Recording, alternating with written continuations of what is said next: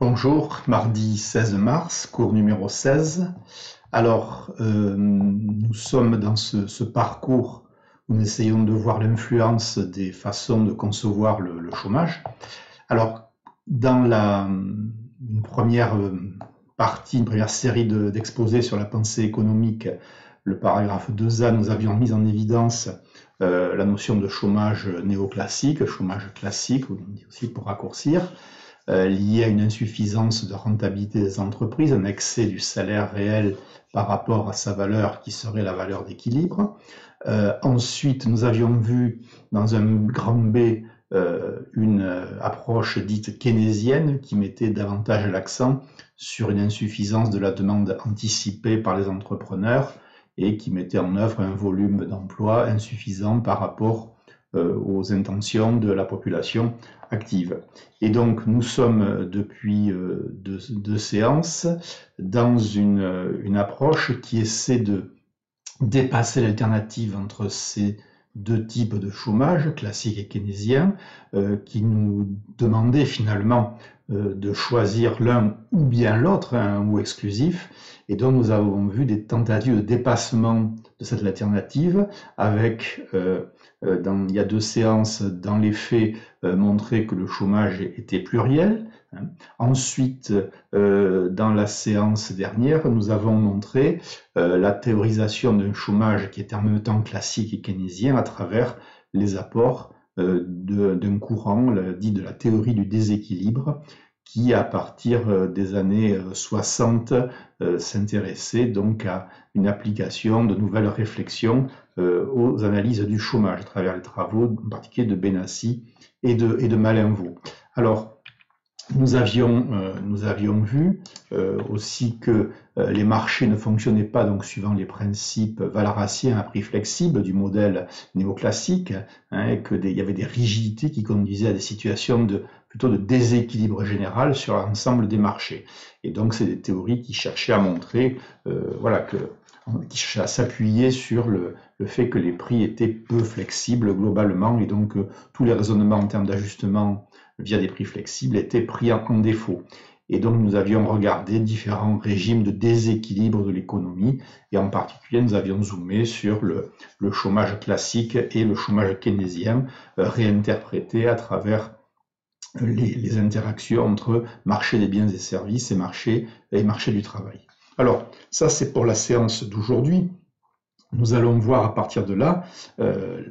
si le chômage est pluriel en même temps, eh bien, ça veut dire que la difficulté de mener des politiques économiques adaptées, lorsque ces différents chômages sont présents, eh bien, ça va être quelque chose donc effectivement de délicat, voire parfois mission impossible.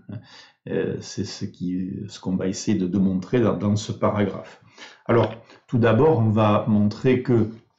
et c'est une bonne chose, que l'analyse de la théorie du déséquilibre, si elle essaie plutôt de s'intéresser à la coexistence des deux types de chômage, classique et keynésien, elle retrouve quand même les deux types de chômage pur, c'est une bonne chose. Voilà, c'est une sorte de banc d'essai un peu pour la théorie. Et ensuite, on va dépasser ça et on va vraiment regarder les questions de mix. Alors, en cas de situation de chômage keynésien, eh bien à ce moment-là, le problème vient d'une insuffisance de la demande effective, de la demande anticipée par les entrepreneurs, et donc en termes de politique économique et de l'emploi en particulier, c'est sur cet aspect-là qu'il va falloir insister. Donc, globalement, on va avoir des réponses en termes de politique, de stimulation de la demande globale, de stimulation des débouchés, alors par des politiques budgétaires expansionnistes, en termes, bien suivant les moments de l'histoire, augmentation des dépenses publiques, diminution d'impôts et augmentation des revenus sociaux, des transferts sociaux. Ce sont les trois grands axes de politique budgétaire de relance, de politique budgétaire expansionniste. Et ceci couplé assez souvent avec une politique monétaire accommodante, c'est-à-dire une politique monétaire où le crédit va être abondant par des politiques de taux assez bon marché, de cheap money, comme me disaient les anglo-saxons, et de monnaie voilà, bon marché, et donc un crédit abondant qui va permettre aux agents de financer leurs projets relativement facilement. Et donc ce policy mix, comme on dit, ce couplage entre politique budgétaire et monétaire dans un sens expansionniste, devrait stimuler donc la demande globale et ainsi à provoquer de meilleures anticipations chez les entrepreneurs, une élévation des prévisions de production, donc d'emploi, et donc l'équilibre de sous-emploi des keynésiens devrait se résorber et on devrait se rapprocher plus ou moins vite de la situation de plein emploi. Et donc le chômage, à partir de là, keynésien involontaire, devrait se résorber également. Alors, ce sont également des analyses en termes d'analyses différentes. Le chômage dit, alors je fais fausse manipulation, voilà. En cas de chômage classique, eh bien, dans ce cas-là, vous vous souvenez, le chômage viendrait d'un niveau excessif des salaires ou du coût du travail, si on l'étend par rapport au vocabulaire du 19e où il n'y avait pas de charges à ajouter au salaire, puisqu'il n'y avait pas de protection sociale. Eh bien, à ce moment-là, dans ce cas-là, c'est là qu'il faut agir en priorité. Et donc, ça va se traduire par des politiques qui cherchent, alors suivant les époques, à réduire le coût du travail, à le faire augmenter moins vite dans une version plus soft, plus douce socialement, et en pensant que même si on parle de salaire excessif par rapport au niveau d'équilibre, il faut moderniser l'expression, je vous le disais, donc rémunération du travail, donc penser coût du travail, et ce qui fait qu'aujourd'hui c'est plus par la diminution de la composante cotisation sociale que le coût du travail va pouvoir baisser ou augmenter moins vite, plutôt que par sa composante baisse du salaire en tant que tel, du salaire brut. Donc, cette théorie du déséquilibre, quand elle fait le tour un peu des situations de chômage, dans un premier temps, on retrouve les deux cas purs que nous avons déjà rencontrés dans le grand A et le grand B du paragraphe 2, et donc on trouve derrière, associé à ces types de chômage pur, entre guillemets, des politiques économiques assez pures, ciblant uniquement le type de chômage qui serait uniquement responsable, uniquement en cause. Alors, bon, ça c'est, on répète, quoi. Je ne dis pas qu'on radote, mais on répète un petit peu. Et donc l'intérêt de cette relecture dans les années 60 des travaux économiques, c'est d'avancer et d'aller vers les cas donc où le chômage keynésien et le chômage classique ou néoclassique eh bien cohabiteraient. Donc nous remplaçons le ou, voire le ou bien entre chômage keynésien et chômage classique d'avant par un « et », par la conjonction « et », c'est-à-dire que sur la masse du chômage, il y en aurait une partie, un certain nombre de chômeurs seraient des chômeurs keynésiens et l'autre seraient des chômeurs classiques, dans une approche binaire, et puis après on l'étendra, c'est le démarrage. Alors, à partir de là, c'est l'idée effectivement que lorsqu'on fait des travaux empiriques, c'est-à-dire quand on regarde les faits et pas uniquement de la théorie, et la science c'est l'articulation entre la théorie et les faits, si on a l'un ou bien l'autre, on passe à côté, on fait soit de la science-fiction, soit oui, on est un conteur, ce qui est intéressant, voilà, mais il n'y a pas de mépris de ma part, mais c'est pas de la science, c'est autre chose, c'est du conte. Et donc, quand on essaie d'articuler la théorie et les faits, c'est les analyses et les faits, c'est là qu'on essaie par ce dialogue, de bâtir une démarche scientifique. Donc, déjà dans les faits, c'est une bonne chose que la théorie évolue et arrête de nous sommer de choisir entre un chômage 100% keynésien ou 100% néoclassique, puisque dans la réalité, toutes les mesures, les analyses tendent à montrer qu'on retrouve et l'un et l'autre, et même on pourra donc détailler au-delà de ces deux types de chômage. Et donc, c'est Edmond Malinvaud dont on avait parlé, qui est un auteur, enfin, qui était un économiste français qui a beaucoup travaillé sur ces questions. Il a, dans une interview, là, en 1990, il a déclaré, donc je vous le lis, ça me paraît bon, assez inspirant, si vous voulez, par rapport à la question qui est la nôtre. Il est toujours très délicat de passer de nos analyses conceptuelles à la réalité concrète, car celle-ci est extrêmement variée dans ses manifestations et procède de multiples déterminants, alors que toute théorie concentre l'attention sur certains aspects seulement. Voilà. Donc, première remarque sur l'appréhension des faits et l'appréhension de la théorie, et donc il poursuit. La typologie chômage keynésien, chômage classique, le binaire avec le ou bien, ne peut être appliquée strictement à une réalité qui, en pratique, mêle toujours les deux aspects. Donc, voilà, dit par un éminent spécialiste ce que j'ai essayé de vous faire passer. Voilà, mais les résultats des spécialistes sur le chômage, au tournant des années 80, là, sont persuadés de la multiplicité des types de chômage en même temps, à une même époque, à un même instant, à un même endroit. Et donc, de l'impossibilité d'avoir des théories qui privilégient un aspect ou un autre à 100%. Alors, à partir de là, ça veut dire quoi concrètement? Mais par exemple, dans une économie, si vous pensez aux différentes branches d'activité, il peut y avoir des activités qui sont avec des situations de manque de débouchés, donc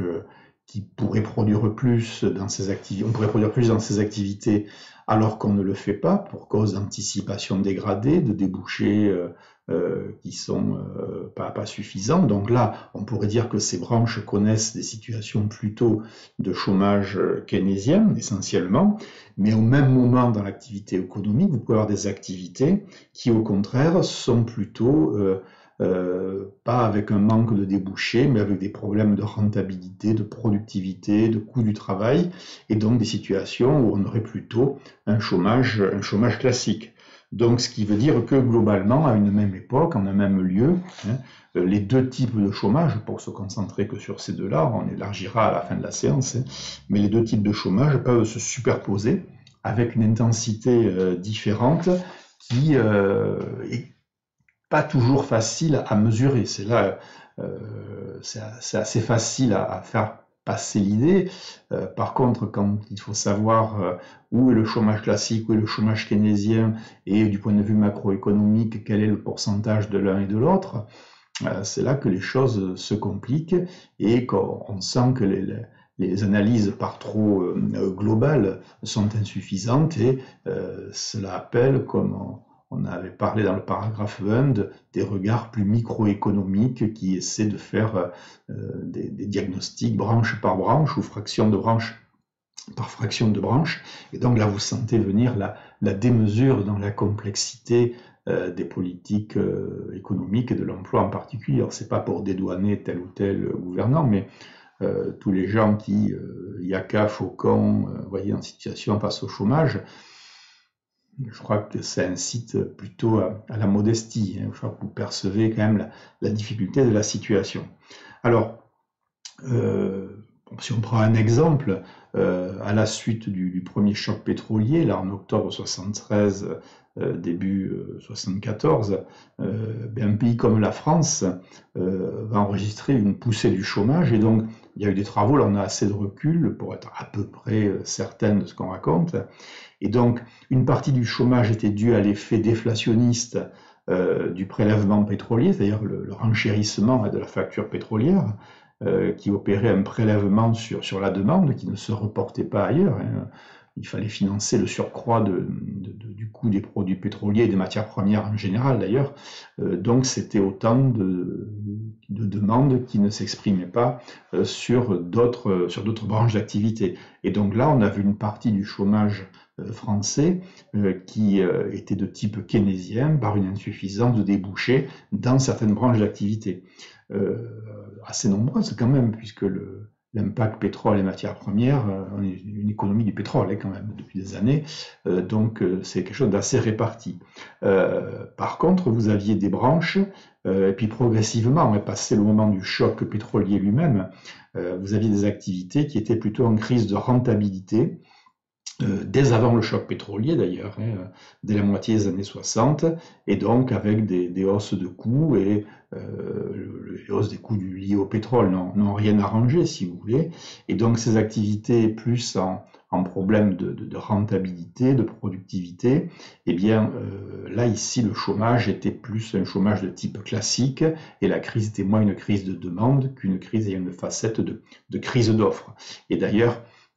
une bonne partie des années post-crise des années 70, et puis en gros aux années 80, c'est un débat entre politique et économique, entre est-ce que la crise est plutôt une crise de demande, une crise d'offre, et là aussi on a retrouvé, et ça nous est resté jusqu'à aujourd'hui, c'est-à-dire que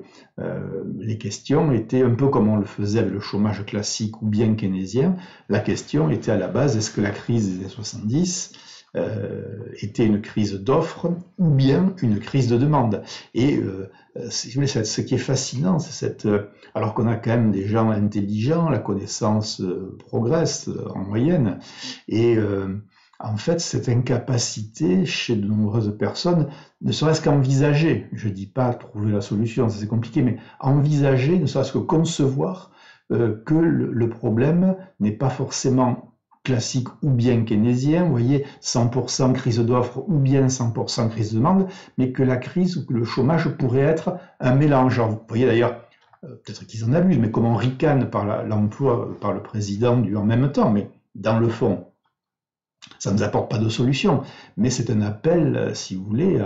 à penser la complexité des choses. Alors, j'ai l'air d'enfoncer des portes ouvertes, mais si vous regardez des nombres de ce qu'on appelle des débats, je ne sais plus comment il faut les appeler, mais vous avez,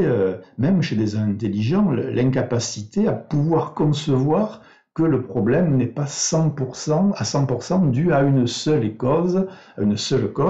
et là on voit arriver des croyants beaucoup plus que des gens scientifiques qui ne viennent pas souvent sur ces plateaux, ou alors on voit quelques scientifiques qui se déguisent en croyants, ce qui pose d'autres problèmes. Voilà. Et donc c'est assez fascinant, parce qu'on a l'impression que l'on n'avance pas,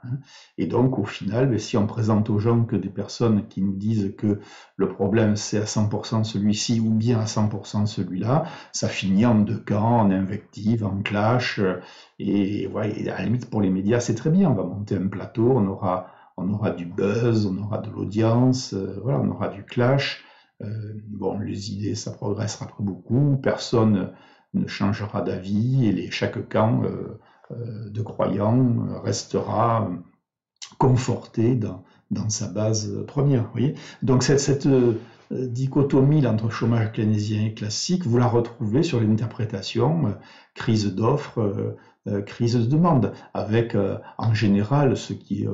aussi calamiteux, l'association, la gauche s'entend obligée de dire que toute crise est une crise de demande et des débouchés, et sifflant ceux qui parlent de crise d'offre et de rentabilité, et inversement, nombre de personnes étiquetées à droite qui, quand vous leur proposez une situation de crise, c'est fatalement une crise d'offre, et ils sifflent de leur côté les personnes ou les tenants, les analystes qui feraient ressortir qu'il pourrait y avoir un problème de demande, de débouché. Voilà. Donc en plus, il y a une superposition avec des appartenances parfois politiques, des clivages politiques qui viennent renforcer la complexité et rendre difficile l'analyse qui est rarement à 100% monocolore, monocause. Alors c'est vrai que ça rassure, mais voilà, le réel est peut-être plus complexe. Voilà. Alors, vous avez aussi cela au tournant des années 80, avec au moment de l'élection en 81, c'était la caricature, la synthèse de tout ce que je vous disais, pour ne pas parler d'aujourd'hui, mais voilà, vous aviez l'équipe sortante, Giscard-Barre,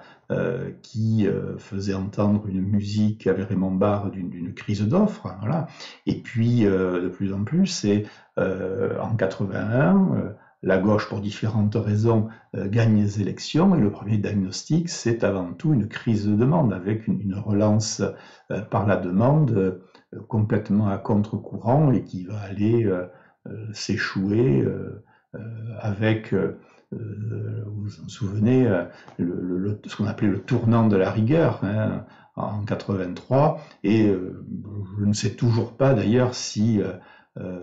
les personnes à l'époque ont vraiment encore reconnu qu'ils avaient changé de politique. Vous voyez, tellement que la polarisation droite-gauche,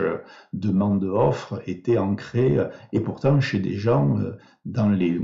deux camps, les deux équipes, des gens souvent redoutablement intelligents. C'est ça qui est fascinant, quoi, si je puis dire. Alors, cette situation donc de réalité courante avec deux types de chômage qui coexistent, eh bien, nous amène à l'idée que les choix de politique économique sont particulièrement délicats, hein. C'est ce qu'on annonçait en matière de lutte contre le chômage en particulier. Alors, dans les cas de diversité des situations par branche, comme je vous les ai présentés,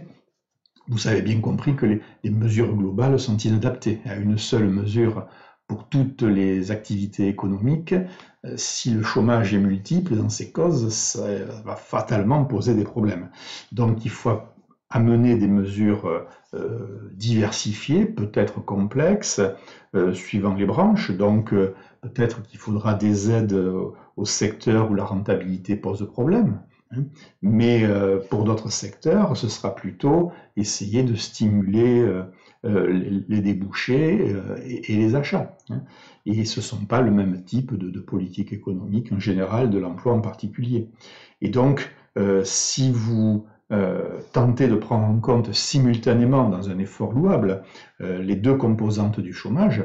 alors a priori on se dit, bon ça y est, c'est gagné, ils s'ouvrent à la complexité, ils sont moins monocolores, monomaniaques. Oui, mais ça va rendre très difficile. Le paradoxe, c'est que les politiques économiques au bout, le mix des politiques budgétaires et monétaires, sont très compliqués. Comment en même temps soutenir la demande, par exemple, en augmentant des revenus sociaux, le SMIC, des choses comme ça, si ça dégrade au bout le chômage classique en accroissant le salaire réel qui serait dans certaines activités déjà trop élevé, hein, au regard de la productivité. Donc vous voyez qu'une mesure sur le chômage peut ne pas être efficace sur tout le chômage, mais en plus dégrader et aggraver le chômage de l'autre type. De la même façon, si il privilégie un type de chômage considéré comme le plus grave, alors, on a conscience qu'il y a plusieurs types de chômage, mais comme les politiques voulant attaquer les deux sont difficiles, eh bien on peut dire qu'on va s'attaquer aux politiques aux causes du chômage, à la cause majoritaire. Voilà. Et tant pis pour la cause minoritaire dans un premier temps. Et à ce moment-là, voilà, vous risquez peut-être améliorer la situation sur un côté, et dans le meilleur des cas, laisser l'autre situation inchangée, voire peut-être la dégrader. Donc même l'ouverture, c'est ça qui est aussi compliqué, c'est que même l'ouverture à la complexité n'est pas un gage d'avoir trouvé la clé et la solution miraculeuse. On ouvre sur d'autres complexités, même si on a progressé dans l'appréhension des choses. Et donc, à ce moment-là, l'analyse économique des situations de cohabitation entre types de chômage va être intéressante. Alors, en supposant donc les deux types de chômage cohabitent, on s'installe dans cette vision-là, qu'il pourrait y avoir à la fois insuffisance de la demande effective, de la demande anticipée pour certaines activités, et en même temps donc excès du salaire réel pour d'autres activités, donc chômage à la fois keynésien et classique globalement sur toute l'économie. Eh bien, les politiques économiques et de l'emploi en particulier vont devoir tenir compte de ce mix de situations. Alors, si vous avez les deux types de chômage et que les politiques et que le chômage keynésien est prédominant par insuffisance de demande effective, donc à ce moment-là, on peut avoir des politiques avec une action prioritaire en termes de stimulation de la demande globale. Donc une politique budgétaire expansionniste et une politique monétaire accommodante, donc un mix plutôt expansionniste, adapté au chômage keynésien. Et en même temps, vous pouvez essayer d'avoir, par exemple, une politique des revenus qui essaie de ne pas augmenter les coûts du travail. Alors, si vous baissez les salaires, vous prenez le contre-pied total de la politique précédente de soutien de l'activité, donc ça passera peut-être par des diminutions de la composante cotisation sociale, charge sociale sur le salaire, et mais à ce moment-là, vous ouvrez peut-être des difficultés sur le financement de la protection sociale, des retraites, donc du chômage, de la sécurité sociale. C'est la contrepartie de ceci. En attendant que des rentrées nouvelles se fassent si l'activité redémarre par les soutiens de l'activité. Et donc la difficulté vient du fait que chaque mesure peut aggraver l'autre type de chômage. Le soutien de l'activité peut diminuer le chômage keynésien, mais peut-être augmenter le chômage classique, et lutter contre le chômage classique, si vous freinez trop les revenus, eh bien, peut dégrader la demande globale et accroître le chômage keynésien. Donc, on voit bien qu'on marche sur des œufs, finalement, dans ce type de situation. Inversement, les politiques économiques, lorsque les deux types de chômage coexistent et que le chômage classique paraît prédominant dans l'économie, donc là, l'action prioritaire sera peut-être de provoquer une baisse des salaires réels, enfin du coût du travail, et donc pour les rendre compatibles avec la productivité des travailleurs. Alors ça, c'est pour la version la plus néoclassique. Vous avez après tout une deuxième piste, peut-être à moyen long terme, celle-ci, si vous avez le salaire excessif par rapport à la productivité des gens qui travaillent, donc vous pouvez avoir envie de diminuer le coût du travail, pas forcément les salaires, mais le coût du travail, bien qu'au 19e, c'était le salaire qui s'effondrait, 10-20%, bon, là c'est plutôt les charges sociales, comme on dit, les cotisations sociales, mais vous avez une version qui est de dire si le salaire est plus grand que la productivité, peut-être qu'aussi que la productivité est plus petite que le salaire, on peut le lire en partant de l'autre côté. Et donc ça, c'est la lecture que font plutôt les keynésiennes de ce déséquilibre néoclassique, ce qui manque pas de sel. Et donc à ce moment-là, ça reviendrait à essayer d'élever la productivité pour qu'elle soit en phase avec les salaires dans l'économie et ainsi ne pas dégrader les débouchés. Mais augmenter la productivité, c'est du moyen long terme, puisque ça demande par exemple une action directe sur le facteur travail, donc ça sera par exemple la formation des gens. Alors c'est pas forcément qu'ils passent 5 ans pour avoir un master, ça peut être des bons stages intelligents, pertinents, qui des fois sont pas forcément des stages qui durent 1 ou 2 ans, voilà, mais un bon stage de 3 semaines dont l'essentiel de ce qui a été délivré comme formation est ensuite réinvesti dans l'activité lorsque le salarié revient de formation professionnelle. Donc là, ça peut être malgré tout assez rapide, mais bon, le changement dans les process de travail peut être un petit peu plus long. Après, augmenter la productivité du travail, c'est pas forcément augmenter la productivité des travailleurs en tant que tel, ça peut être tout simplement, ça peut être faire des investissements, c'est-à-dire passer par le capital. Par exemple, si vous avez des gens qui travaillent avec un niveau de qualification donné, mais qui ne sont pas très productifs, peut-être tout simplement c'est qu'ils n'ont pas les outils ou les bons outils. Et donc là, c'est pas en les envoyant en stage que ça se réglera, mais c'est en investissant, leur donnant du matériel adapté, qui est, au lieu qu'il y ait je sais pas moi, vous faites sur un chantier s'il y a une disqueuse pour 3 travailleurs et que chacun a besoin de disquer, ben, fatalement, la productivité va pas être bonne. Les envoyés en stage ne réglera absolument pas le problème. Par contre, acheter 2 disqueuses de plus risque d'élever farabineusement la productivité de cette entreprise, de cette PME qui peut, par exemple, faire du BTP ou poser des menuiseries chez des particuliers ou des portails industriels. Vous voyez, donc l'investissement, mais alors là, la disqueuse, ça va être vite acheté. C'est limite de l'investissement, mais si ça demande des investissements plus lourds sur l'appareil productif, alors là, on a une problématique temporelle. Alors, ça ne veut pas dire que c'est pas efficace, mais qui des fois va dépasser le temps du politique et le rythme des élections. Et donc, si vous prenez une mesure, même la bonne, et que l'effet se fait sentir à la mandature suivante, bon, si c'est vous qui êtes réélu, ça peut être une piste, vous pouvez jouer le jeu, mais ça risque de ne pas vous aider quand même à être réélu en tout cas. Et donc, on retombe sur des problématiques du temps des réformes économiques, de leur propagation, donc de leur pertinence, mais du temps de ces mesures et du temps électoral. Ça, c'est un problème aussi souvent voilà, que ne réglerait pas forcément une présidence à vie, d'ailleurs. C'est ce qui accroît la complexité des choses. Alors, voilà, vous avez des situations comme ça, et à ce moment-là, l'action complémentaire à ces mesures, soit sur le salaire réel, le coût du travail, soit sur la productivité du travail, celle-ci a élevé. À ce moment-là, vous avez des actions complémentaires pour la partie keynésienne du chômage, et donc qui reviendrait donc à essayer pour certaines branches d'activité concernées, mais uniquement celles-là, à stimuler la demande globale par des allègements fiscaux assez ciblés, mais là aussi c'est très compliqué, voir par exemple les crédits impôt recherche ou la malédiction du crédit d'impôt compétitivité emploi, qui a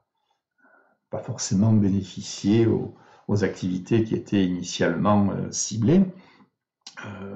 Donc dépenses publiques ciblées, allègement d'impôts ciblés, crédit d'impôt, c'est la même chose, et ou des politiques sociales ciblées sur des publics destinataires, pour qui c'est le plus efficace, qui vivent vraiment la situation qu'on veut régler. Alors, à partir de là, vous voyez que ça amène à des politiques assez compliquées dès l'instant que vous avez ces 2 types de chômage. Alors, l'intérêt, c'est que voilà, l'idée est passée aujourd'hui, bon, mis à part dans quelques sectes de croyants d'un bord ou de l'autre, et que le chômage pourrait être à 100% ou bien keynésien ou bien classique, mais c'est une idée voilà, qui tend à dépérir. Et ce qui est intéressant de voir, c'est qu'en fait, ça a ouvert des analyses du chômage qui sont aujourd'hui au-delà de ces 2 seuls aspects, c'est-à-dire que la pluralité du chômage,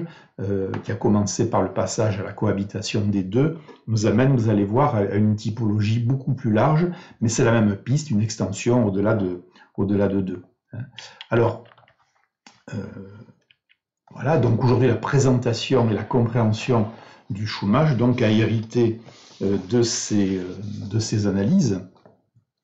Alors,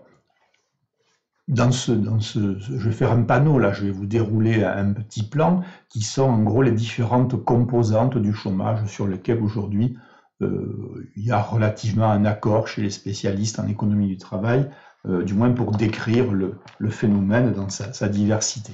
Alors, le chômage, alors il n'y a pas de préséance, il n'y a pas de numéro d'ordre si vous voulez.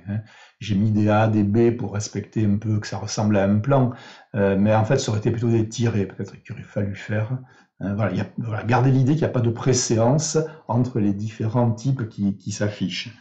Alors, le chômage conjoncturel, qui grosso modo correspond au chômage keynésien, c'est celui qui est directement imputable aux fluctuations de l'activité économique, donc aux variations du taux de croissance du PIB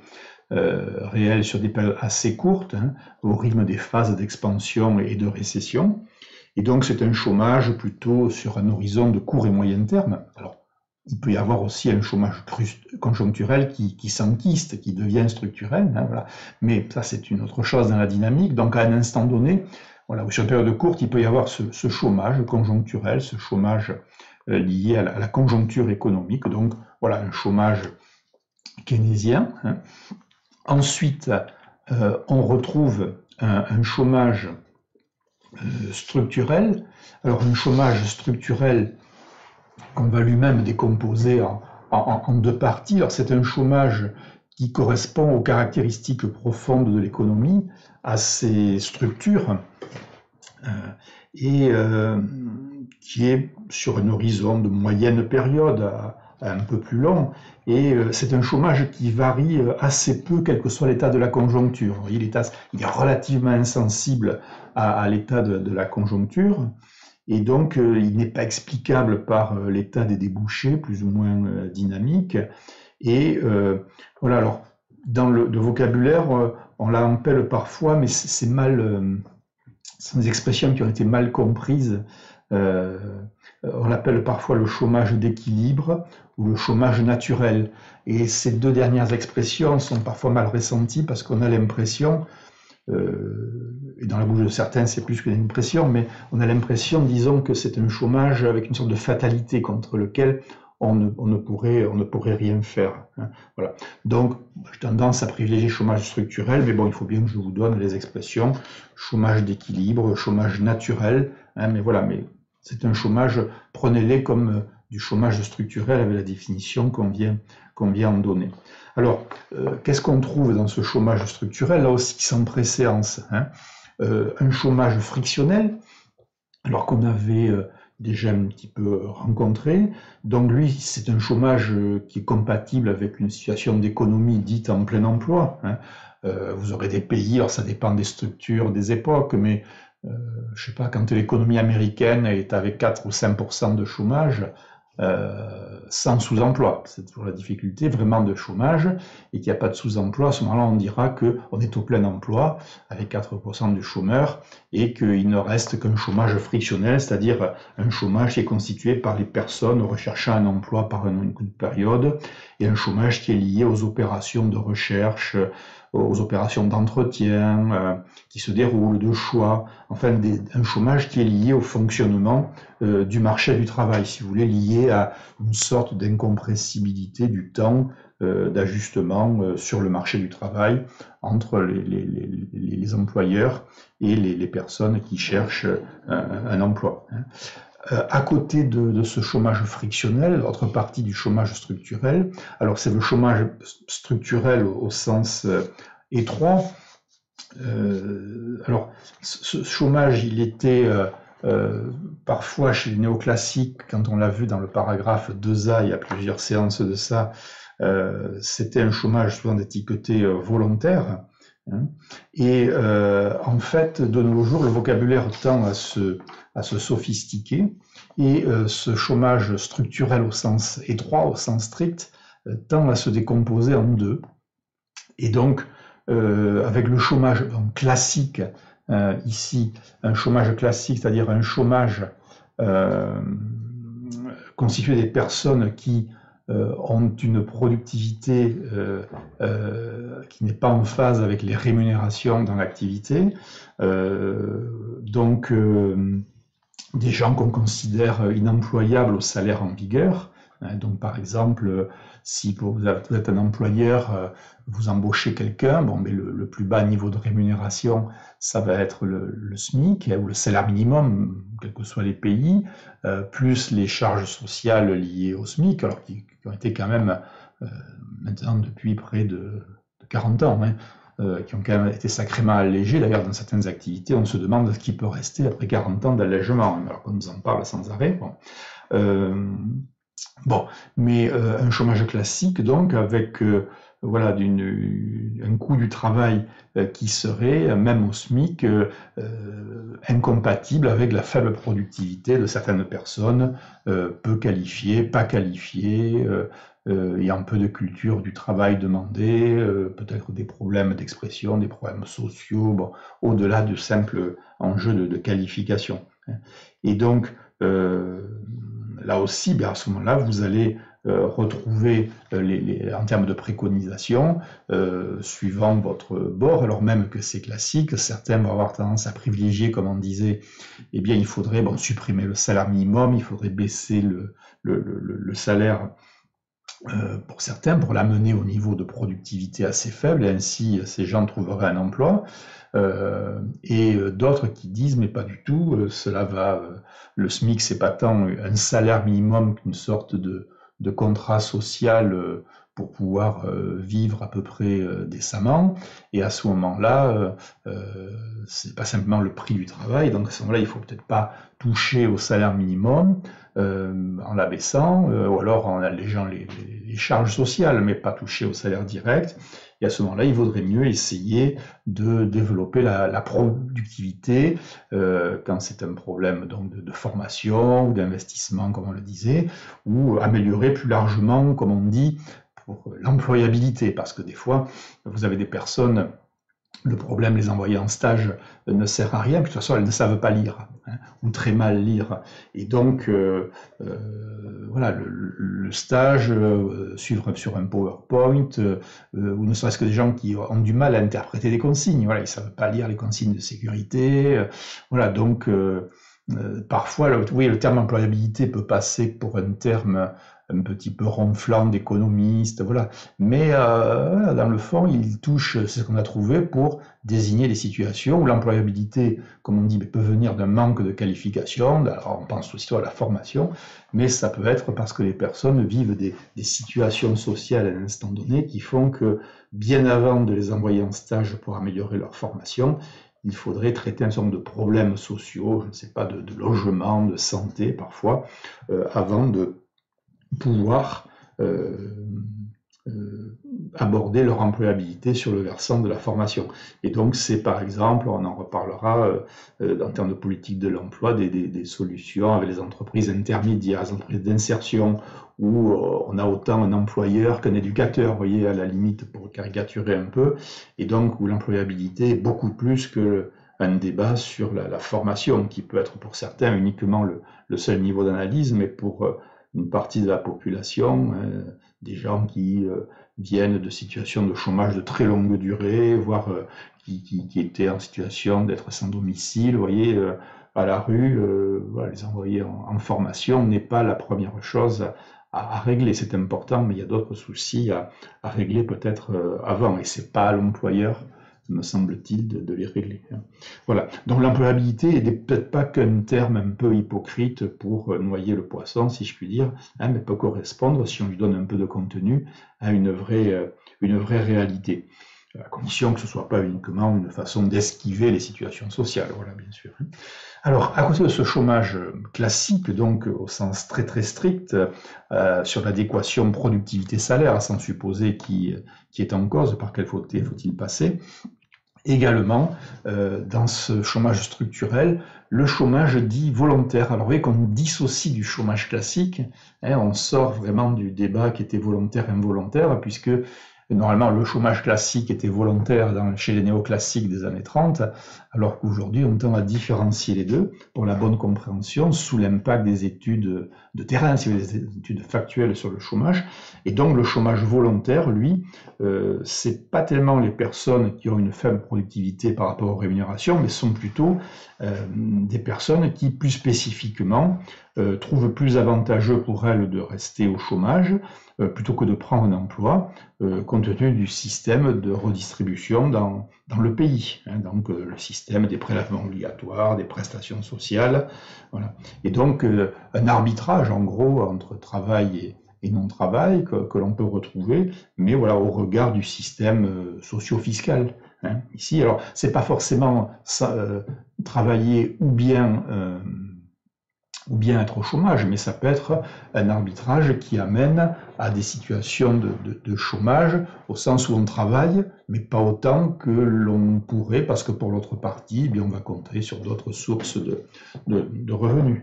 Alors là c'est un débat qui est souvent qui ouvre des polémiques terribles, souvent assez hypocrites. Enfin, ça, c'est un jugement personnel, vous n'êtes pas obligé de le partager, mais je trouve qu'il y a deux écueils extrêmes qui sont à éviter, et qui sont également mortifères, parce qu'ils aboutissent tous les deux à une incompréhension d'une partie de la réalité. Une des situations, ce serait de considérer que tous les chômeurs sont des chômeurs volontaires, et donc le chômeur est un feignant qui se prélasse, voyez, aux Bahamas avec les indemnités grasses de Pôle emploi et éventuellement ensuite le RSA pour finir le séjour. Bon, j'exagère un peu, mais enfin, je suis peut-être en dessous de certains propos que j'ai lus ou entendus ici ou là. Donc, voilà, le premier extrême de dire ah, tous les chômeurs sont volontaires, ça me paraît assez intenable. Voilà, et puis, de toute façon, l'étude des situations de chômage montre que c'est faux. Mais à l'opposé, quand vous employez cette expression, d'ouvrir cette catégorie, parfois, dans certains lieux, provoque de virulentes réactions, j'ai déjà testé, et parce que finalement, il dit mais pas du tout, ça n'existe pas, voilà, vous êtes un malotru en soupçonnant les gens, etc. Et donc, ce serait absolument impossible d'avoir ce comportement opportuniste. Voilà, donc il me semble que la réalité est un peu entre les deux, ou du moins de considérer tout simplement que pour certaines personnes, le chômage volontaire peut être une situation dans la région où nous sommes, par exemple, hein, l'économie des vallées avec une saisonnalité, avec du tourisme, des pics l'été, l'hiver, est avec une partie non négligeable de gens qui font de l'optimisation, voilà, qui vont travailler, puis au bout de quelques temps, vont venir voir l'employeur ou le comptable en disant bon là, on va se faire une séparation volontaire parce que je sais que si j'ai travaillé tant de temps, et à ce moment-là, je vais avoir droit à tant, voire avec du chômage pour tel montant. Et donc, on trouve des gens qui sont experts. Alors, ce ne sont pas tous les chômeurs du département ou de la région, si vous voulez. Mais si vous n'avez pas rencontré, voilà, bon, je vais dire tant pis pour vous, non, mais voilà, il suffit de vous tomber sur des... Vous apprenez beaucoup d'ailleurs, ces gens-là, ce sont souvent des experts sur le droit social. Alors, c'est une petite partie, mais voilà, cette catégorie existe, on ne peut pas la supprimer et en même temps dire que tous les chômeurs sont dans ce calcul d'optimisation, c'est assez intenable. Mais si vous demandez à des employeurs, alors dans l'hôtellerie, peut-être que s'ils payaient aussi certains un peu mieux leurs salariés, il y aurait moins ce problème, mais voilà, sur le nombre de travailleurs saisonniers, ça peut être un souci pour l'activité même de l'économie qui va peiner à recruter, et même dans des activités, pour l'avoir rencontré, où vous n'avez pas des employeurs qui sont des négriers, où les gens sont payés assez correctement hein, par rapport à l'activité qu'ils font. Donc voilà, les travaux montrent que on n'est plus dans le chômage keynésien ou bien néoclassique, ou classique, voilà. Cela semble a priori dépassé hein, comme analyse, et les présentations du chômage sont plutôt sur cette grille, donc un chômage conjoncturel lié à l'état de la conjoncture économique, hein, expansion, récession, un chômage frictionnel lié au fonctionnement du marché du travail, qui peut être plus ou moins important si les institutions ne sont pas au point, hein, une composante, donc je nettoie le plan, hein, un chômage classique qui lui porterait sur des questions d'adéquation entre la productivité et la rémunération, hein, des questions de rentabilité pour l'employeur, et un chômage volontaires liés à des comportements d'optimisation socio-fiscale de la part de travailleurs ou de travailleurs potentiels. Voilà finalement, donc vous voyez, on était parti d'une situation l'un ou bien l'autre en termes de chômage. Ensuite, grâce à la théorie des déséquilibres, qui ne l'a pas inventé, mais on a eu des tentatives de théoriser le en même temps du chômage classique et keynésien, donc de dépasser le un ou bien l'autre et de dire il y a les deux en proportion variable. Et là, nous sommes rendus finalement à 1, 2, 3, 4 chômage conjoncturel, frictionnel, classique et au sens productivité, rémunération, et volontaire en proportion non variable, suivant les situations, les lieux, les époques. Vous voyez, on est passé à la cohabitation de 4 types de chômage qui forment à peu près l'ossature des grandes présentations du chômage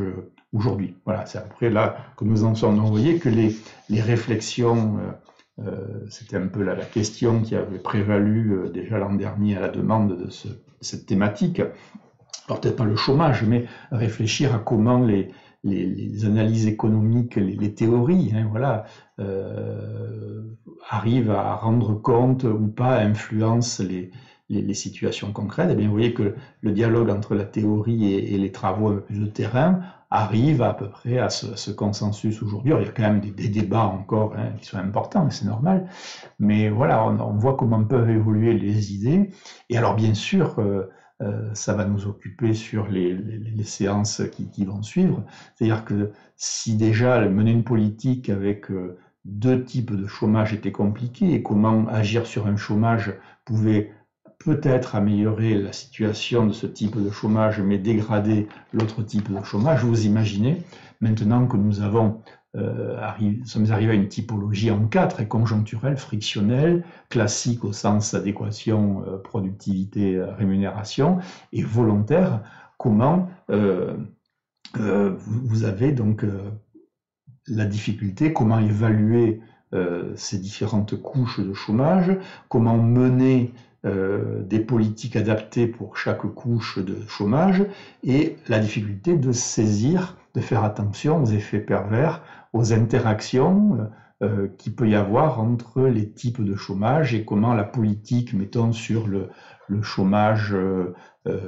classique ou frictionnel, peut améliorer ce type de chômage, mais dégrader les autres. Et donc, plus vous multipliez les catégories,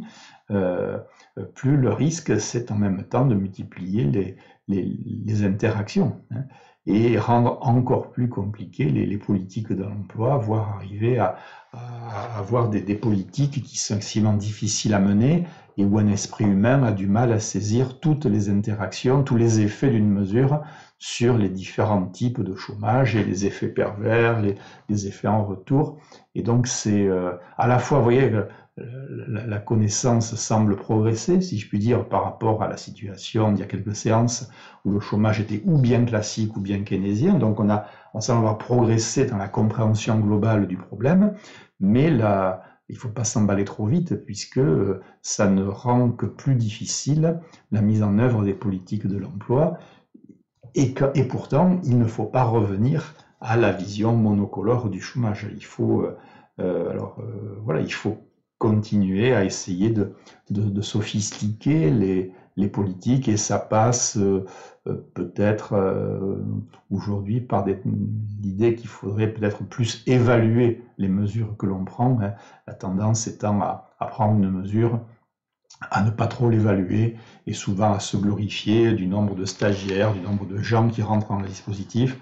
et ne pas faire des mesures un peu contrefactuelles en comparant l'effet de la mesure avec des populations qui n'auraient pas bénéficié de cette mesure, un peu comme faire de l'économie comme le professeur Raoul, c'est-à-dire sans groupe test. Donc c'est dramatique pour la médecine, mais ce n'est pas moins dramatique pour les sciences sociales. Voilà. Donc ça c'est un autre chapitre, c'est l'objet de beaucoup de recherches, cette évaluation des politiques publiques. Voilà, c'est un chantier immense pour des gens qui sont intéressés par ces questions, et pas que des politiques liées à l'emploi. Donc voilà où nous en sommes arrivés, et donc ceci clôt le grand C, c'est-à-dire la volonté de la pluralité des formes de chômage, et la fois suivante, nous rencontrerons une autre analyse, alors juste sur l'heure, ce sera moins long, hein, une séance où on verra un type d'analyse qui tend à enrichir l'analyse du chômage, et donc voir l'impact que ça peut avoir. La séance d'après, nous aurons encore ce type un nouvel enrichissement qui nous amènera à un regard plus acéré sur la question du chômage, donc l'idée que la connaissance progresse, à défaut de faire baisser le chômage, malheureusement, et puis une troisième séance terminale avec un panorama sur les politiques de l'emploi, et ce qui nous fera clôturer le thème, et ensuite passer, comme je l'avais annoncé, à quelques séances pour essayer de faire le point autour de la crise du Covid. Donc encore 3 séances autour de ce regard croisé sur cette interaction théorie-fait et politique de l'emploi autour du chômage,